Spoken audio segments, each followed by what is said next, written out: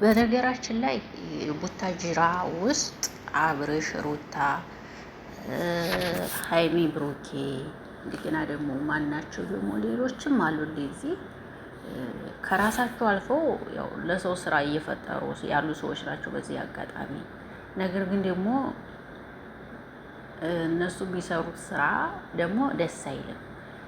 እነ ብሩኬ እንኳን እና ሀይሚ እንኳን ብዙ ደህና ናቸው። በዚህ ሰሞን ባለው ነው ትንሽ የሚያስጠላው እንጂ እንደዚህ ከፋ ያለ ስራ ብሩኬ ብዙ ሴቶች ጋር ምናምን እንዲህ እየተላላጠ ምናምን ነገር ሰርተው አያውቁም። ሀይሚና ብሩኬ እውነት ለመናገር አብርሽ ግን ዛሬ የሚታየው ከፍቅር ጋር ምናምን ነገር የአብርሽ መሽለጥለጥ በጣም ብዙ ነው ብዬ ነው የማስበው። ነገር ግን ደግሞ እንደዛ ሆኖም ደግሞ እዛ ላሉ ወጣቶች በጣም ስራ የፈጠሩ ናቸው ብዬ ነው የማስበው። በተለይ በመጀመሪያ ደረጃ ቡታጅራ ላይ ሩታ ናት። እውነት ለመናገር ሩታ ናት።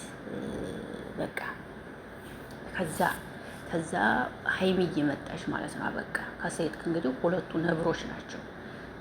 ከዛ ታዋቂ ማለት ነው ብዬ ነው የማስበው እና በጣም ይገርመኛል። አሁን ሩታ ብዙ 1 2 3 ዓመት ሊሆናቸው ነው ብዬ አስባለሁ። አሁን ድረስ ግን በሰው በጣም ተወዳጅ ናቸው ብዬ ነው የማስበው። ሰላም ጤና ይስጥልኝ ውድና የተከበራችሁ የአይን አለም ቤተሰቦች እንዴት ናችሁ? ደህና ናችሁ ወይ? አለሁላችሁ። እግዚአብሔር ይመስገን። እንኳን ደህና መጣችሁ። ስለመጣችሁ አመሰግናለሁ። ይህንን ቪዲዮ ስታዩ ላይክ፣ ሼር፣ ኮሜንት ማድረጋችሁን እንዳትረሱ። እንግዲህ ሀሳብ አስተያየታችሁ እንድትሰጡ በአክብሮትና በትህትና ጠይቃለሁኝ ማለት ነው።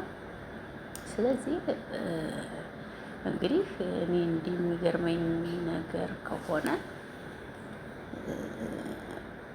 አሁን ላይ ያው ለሰዎችም ስራ መፍጠር ቢሆንም ግን አብርሽ እየሰራው ያለው ነገር ብዙም እንትን አይልም። በእርግጥ ከፍቅር ጋር ከፍቅር ጋር በሆኑም ለእሷም አሪፍ ነው፣ ቻናሏ ይሄዳል ብዬ አስባለሁ። እሷም እድገት ነው ብዬ ነው የማስበው። ነገር ግን ደግሞ ሰው እንደሚመለከተው ከሆነ አብርሽ ልክ እንዲወጥ ቀማሽ የሚሆን ነው እና ዛሬ አክስቱ የሩታ አክስት በጣም እየተቆጣችሁ ነበረ። ለምን እንደው በአንድ ሰው ማጥቆም ነው አይበቃም ወይ እያለች እየተቆጣችሁ ነበር። እንግዲህ ማለት ነው እንደዚህ እየወንክ እስከ መቼ ነው የምትኖረው? ይሄ እኮ ልክ አይደለም እያለችው ነው። እንግዲህ የሩታን አክስት ታውቃላችሁ፣ ቡታጅራ ጀምሮ እንግዲህ አብራቸው ያለች ናት ማለት ነው። እና ይሄ እንግዲህ ቻናሉ የልጇ ቻናል ይመስለኛል። እየተቆጣቸው ነበር አብርሃምን። እንግዲህ እሱም ደግሞ ያው ተጠራበት ይሄዳል። ጎበዝ ነው። ሁሉም እንዲያገኝ ስለሚፈልግ እናተባለበት ቦታ ይሄዳል። ለምን ሁሉም ሰው እንዲጠቀም ስለሚፈልግ እና ይሄ ነገሩ ደስ ይለኛል ልላችሁ ፈልጌ ነው።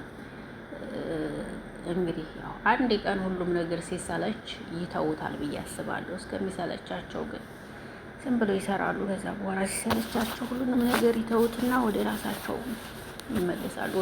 ወደ ህይወታቸው ወደ ራሳቸው ተመልሰው ህይወታቸውን ለመምራትና ለመስራት ይሞክራሉ ብዬ ነው የማስበው ማለት ነው። እንግዲህ ይህን ቪዲዮ ከወደዳችሁ ላይክ፣ ሸር፣ ኮሜንት አስተያየት ስጡበት። ወዳችኋለሁ፣ አከብራችኋለሁ። ምከረው መከራይ ምከረው ብሎ ያገረ ሰው መከራይ ምከረው የሚባል ነገር አለና ምከረው መከራይ ምከረው። ይሄ ነው እንግዲህ መሸለም አለብህ አብርሽ፣ ሴት አባራሪ ተብለህ ማለት ነው።